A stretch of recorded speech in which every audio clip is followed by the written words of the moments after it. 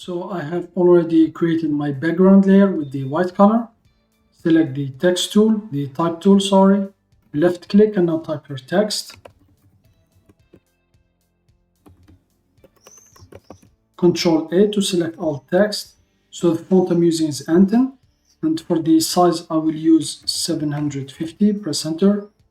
Select the move tool.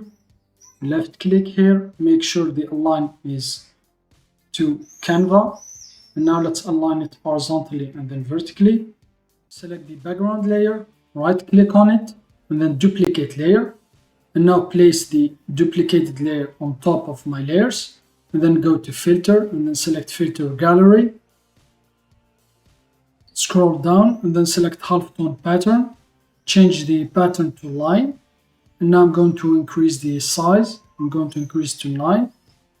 I'm going to increase the contrast too, so I'm just going to increase to 10 and then press OK. And now change the layer mode of the halftone background to vivid light. And now select the text layer, right click, convert to smart object, and now go to filter, blur, and then Gaussian blur. And now I'm going to adjust the Gaussian blur. So I just want to kind of affect the edges here. So I think I'm going to go with around 4 or 5. So I'm going to leave it here, press OK. And now you can still change the text. Double click on the smart object.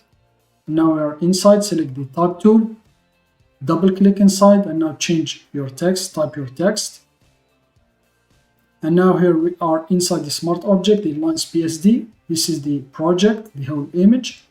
Select it, go to file and then save smart object to save the new text. And now let's go back to our project. So here it is, the text has changed.